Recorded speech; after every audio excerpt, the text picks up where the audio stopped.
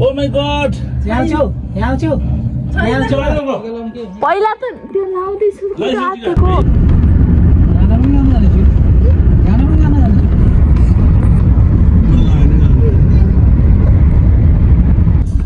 यही हो रिभरसाइड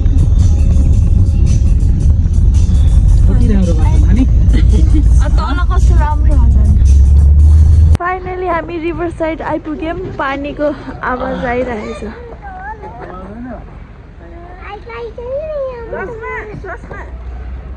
चस्मा लिएर आऊ खुबै चस्मा लाउँछु भनेर लिएर आएन वेलकम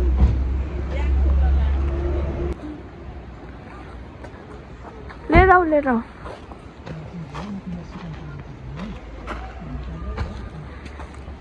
कस्तो चिज जस्तो दामी भएको आज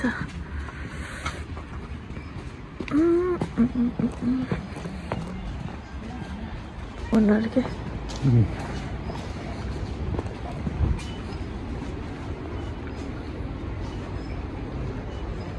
हिँड्नु न अगाडि खानाहरू भन्दै गर्नु ढिलो हुन्छ ढेरो भन्छ किन दाइ सन्चै हुनुहुन्छ कति राम्रो यही दाइ त हामीलाई चिन्नु भयो कि नै फागुनतिर माछा साछा आएको थियो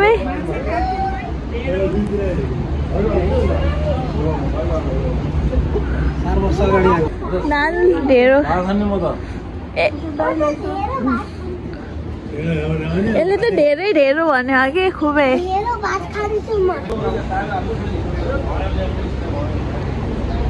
के डाइनिङलाई डिनी हल हट कटेज हजुर नै हेर्न आएको क्या यहाँ पनि छ बस्ने ठाउँ गाउँ भनेको ऊ भनेको के ढेरोलाई wow restroom hut cottage oh my god यति राम्रो छ यहाँ त झन्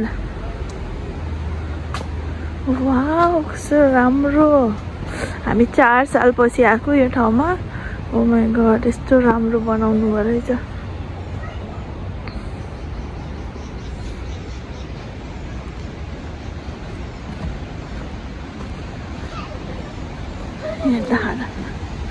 कपडा लियो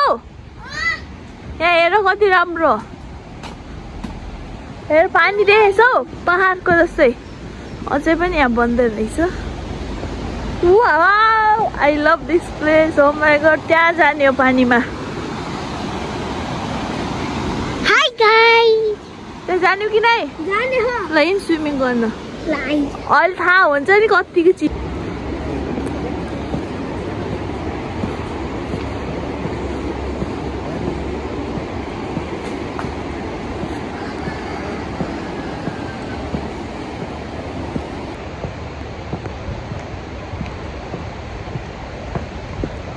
अहिले चाहिँ हामी तलतिर जाँदैछौँ खोलामा नानुले खुब स्विमिङ गर्ने भनिरहेछ त्यसले थाहै छैन यति चिसो पानी छ भनेर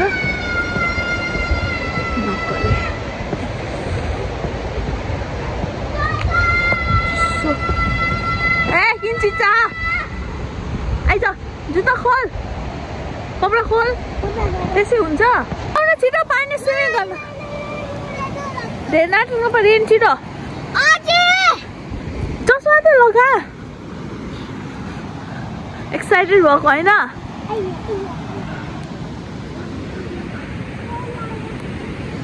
हिँड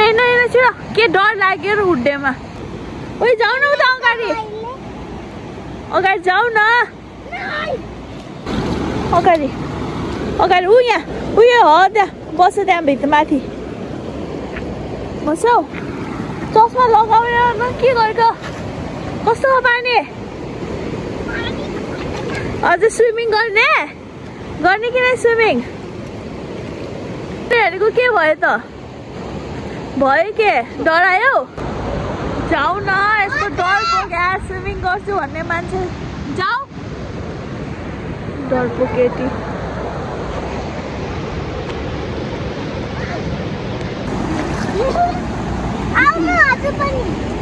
जुत्ता खोल्नु पर्छ के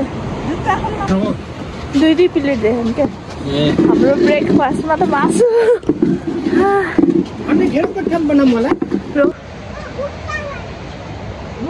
जारो भयो जारो मजा आयो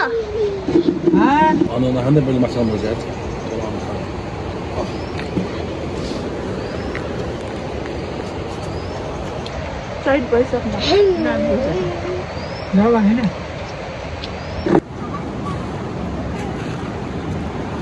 यो माधनी स्विमिङ खेल्छु भनेर उड्डेमा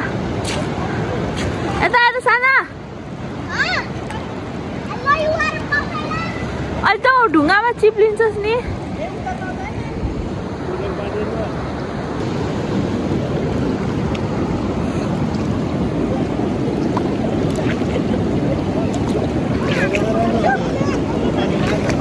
उता त नजर गइरह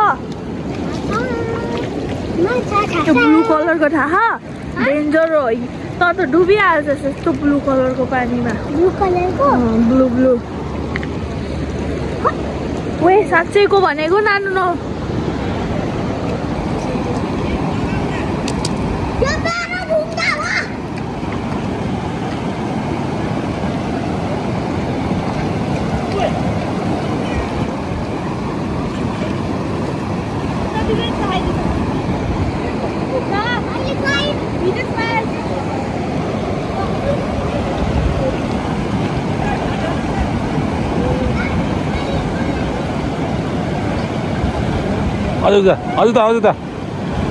हजुर माथि बस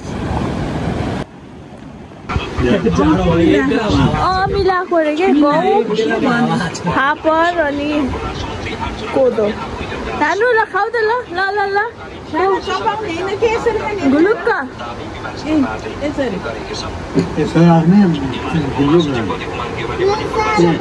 त्यही हो के गिलो खाना आउँदैछ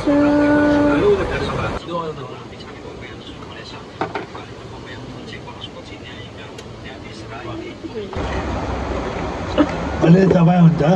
टेन्सन न अगाडि एकछिन चपाएर खुल्लुको नै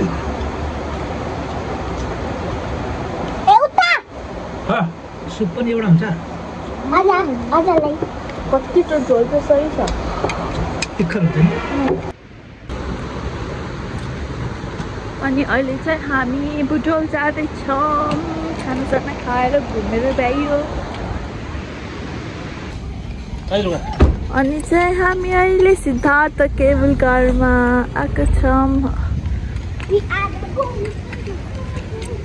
यहाँदेखि हामी सिट्राइटिङ गएको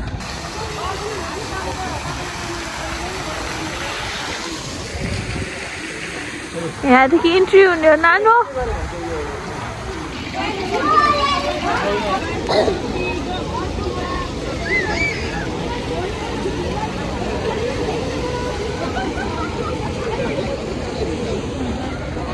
नानु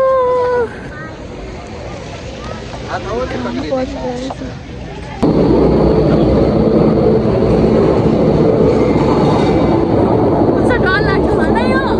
त्यही भएर सस्तो भएको के चुप्नु न हामी यही जङ्गलमा नै हिँड्दै हिँड्दै गएको नानु यही नुवाकोट त्यही भएर त 300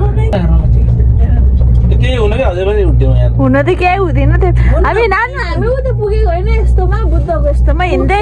टच नगर भनेर भने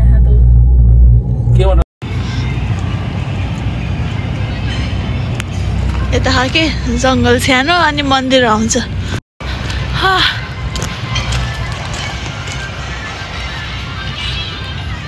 हामी मन्दिरतिर आछौँ यो चाहिँ बङ्कर पहिला लड्ने ठाउँ यहाँ हो क्या मन्दिर हिँड्न नसकेर यहाँ चाहिँ भैरव मन्दिर छ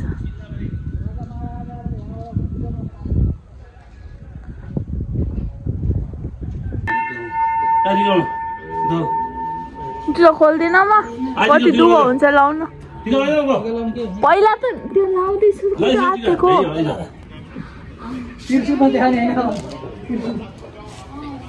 फोटो खिच्ने ओके त्यो हेर्दा नि त्यो फुल्ले जस्तो थियो ओ माई गॉड यहाँ छौ र केही छैन न सानो है ढडाउनु रहेछ नि मेरो चाहिँ कति बोल्दैछ नि सरी न के उता हेर माथि हेर्नु माथि आकाशमा बुटोल छटपट